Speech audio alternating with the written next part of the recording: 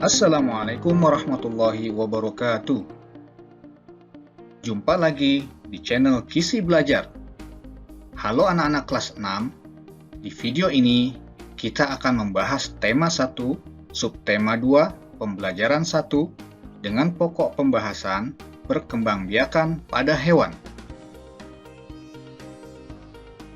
Pada video kali ini kita akan membahas tentang apa itu ovipar, vivipar, dan ovovivipar.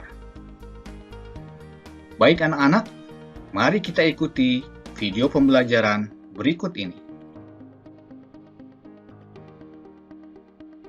Apakah kamu penyayang hewan? Apa saja manfaat yang diperoleh manusia dari hewan? Dan bagaimana cara hewan berkembang biak? Ayo kita pelajari. Negara-negara di Asia Tenggara memiliki banyak jenis hewan. Beberapa di antaranya ada yang dijadikan sebagai makanan, simbol negara, atau dijadikan binatang peliharaan. Contohnya gajah putih yang dianggap suci oleh beberapa negara di Asia Tenggara, seperti Myanmar, Kamboja, dan Thailand.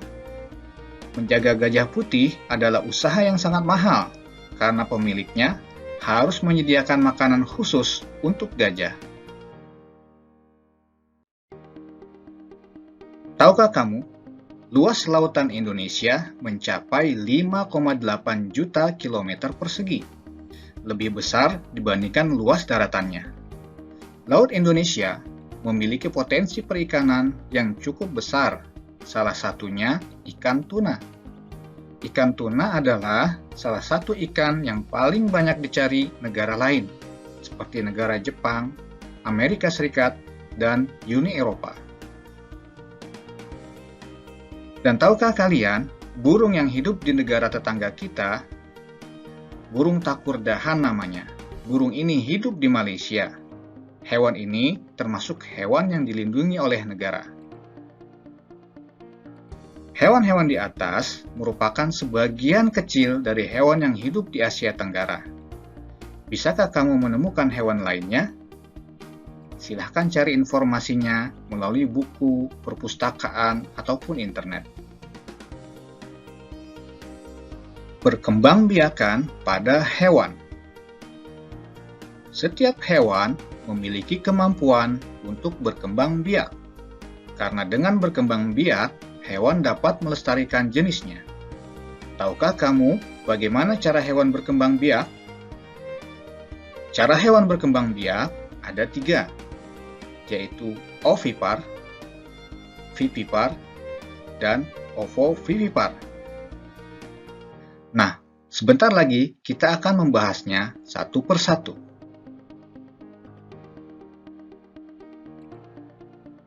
Hewan yang berkembang biak dengan cara bertelur disebut ovipar. Contohnya adalah ayam, burung, dan penyu. Ciri-ciri hewan ovipar adalah sebagai berikut. Yang pertama, daun telinganya tidak terlihat. Kedua, tidak memiliki puting susu dan kelenjar susu, sehingga tidak menyusui. Ketiga, embrio mendapatkan makanan dari cadangan makanan yang ada di dalam telur. Keempat, sebagian besar berasal dari bangsa aves atau unggas, dan juga reptil atau hewan melata, meskipun tidak semuanya bertelur. Hewan yang berkembang biak dengan cara beranak atau melahirkan disebut vivipar. Pada umumnya terjadi pada mamalia atau hewan menyusui. Contohnya adalah sapi, kambing, kucing, dan banyak lagi yang lainnya. Ciri-ciri hewan vivipar adalah sebagai berikut. Pertama, memiliki daun telinga. Kedua, sebagian besar berasal dari bangsa mamalia. 3. Memiliki puting susu dan kelenjar susu, sehingga mereka menyusui anaknya. Keempat, memiliki penutup tubuh berupa rambut. Dan kelima, ketika di dalam kandungan, embrio mendapatkan makanan langsung dari induknya melalui plasenta. Hewan yang berkembang biak dengan cara bertelur sekaligus melahirkan disebut ovovivipar. Contohnya adalah hewan ikan pari, kadal, ikan gapi, dan lain-lain. Ciri-ciri hewan ovovivipar adalah sebagai berikut. Pertama, telur berkembang di dalam tubuh sang induk. 2. Janin yang ada di dalam telur mendapatkan makanan dari cadangan makanan yang sudah ada di dalam telur. 3. Saat mencapai usia matang, telur menetas dalam tubuh induk dan anak pun keluar dalam tubuh sang induk. Keempat, hewan ini biasanya tidak menyusui. Sekarang tulislah manfaat dari perkembangbiakan hewan secara ovipar dan vivipar. Kamu bisa menulisnya di dalam buku latihan masing-masing. Berikutnya, amatilah gambar hewan-hewan ini.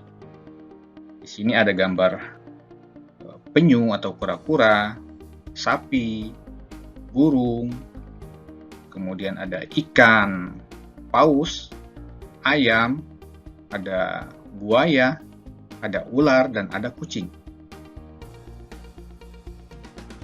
Kelompokkanlah hewan-hewan yang tadi atau hewan-hewan yang kamu temukan ke dalam diagram Venn berikut ini berdasarkan cara perkembangbiakannya. Tadi kita sudah membahas cara perkembangbiakan hewan ada 3, yaitu dengan cara bertelur. Silakan kamu tulis hewan apa saja yang bertelur di lingkaran yang berwarna merah ini. Kemudian ada hewan yang beranak atau melahirkan, kamu bisa tuliskan di lingkaran yang berwarna biru. Dan yang ketiga, hewan yang bertelur dan beranak, kamu bisa tuliskan di tengah-tengah antara bulatan merah dan bulatan biru.